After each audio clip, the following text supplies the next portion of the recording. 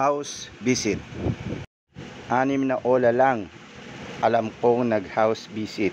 Digido, Unakas, Acom, Cash Express, Cashmart, Cashalo, at Home Credit.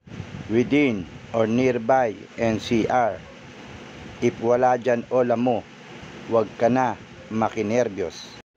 Hearing sa barangay. Gasgas na to. Alam kong alam nyo na ang sagot.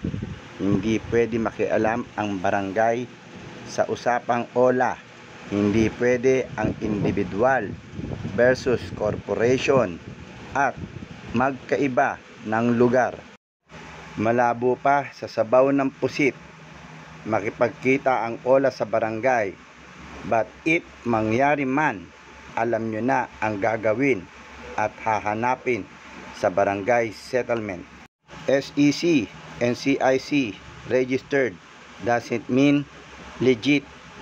If mataas ang interest, misleading ang app at tinatawagan pati demo reference, illegal pa din. Meaning, san pa kayo magpang-abot, may laban ka pa din.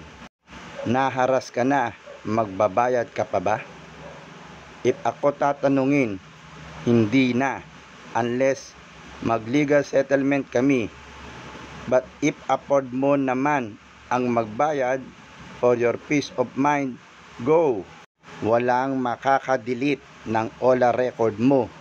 Walang makakabura ng utang mo. Pera mo ang buburahin. Pag may nag-PM sa'yo, natutulungan, matakot ka na, magpa-legit ka muna. If may alam na kayo paano mag-move on at may nakita tayong mga kapwa victims, turuan at gabayan din natin sila. If alam mo na mukhang scammer ang kausap niya, i-call out mo na or i-report. Walang mangyayari po mga ma'am and sir if ang payo na binibigay namin ay di nyo sinusunod. Bakit naman po ang iba nagbasa-basa lang, naka-move on na kahit paano? Mahabang laban ng ola, pero if may support system ka, di mo kailangan lumaban sa ola mag-isa. Secure FB. Huwag gawing profile pic ang anak at pamilya. Hide all public posts, tags, and comments. Secure your contacts. Spread awareness and educate. Totoong na-scam ka at nahack ang cellphone mo, pero huwag magsinungaling na walang utang, ha? The truth will set you free nga daw. Before uninstall ola app of permission, clear data, then uninstall.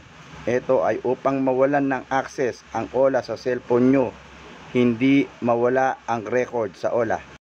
Off SIM. If ayaw mo, mag do not disturb mode ka. If ayaw mo pa din, off SIM mo. E di wag ka magbasa ng harassment. I-master mo ang deadmatology. Magbasa ng batas regarding utang at magtanong. Masarap tulungan ang taong tinutulungan din ang sarili nila. Payo sa taong nagpapautang. Siguraduhing malinaw ang kasunduan sa pagpapautang, may kontrata o kasulatan. Kapag may palatandaan ng panloloko, kumonsulta agad sa abogado. Payo para sa nangungutang. Iwasan ang panloloko o pagsisinungaling kapag nangihiram ng pera. Kung hindi makabayad sa tamang panahon, makipag-usap ng maayos sa taong pinagkakautangan. Sa madaling salita, walang kulong sa simpleng utang, pero may kulong kung may halong pandaraya o panloloko. Ang utang ay utang, dapat bayaran, pero sa legal at tamang pamamaraan. Alalahanin na meron ng mga batas na pinaiiral sa pangaharas at pamamahiya, gayon din sa sobrang taas ang pagpapatubo. Petition to stop loan sharks. United Anti-Loan Shark Advocates.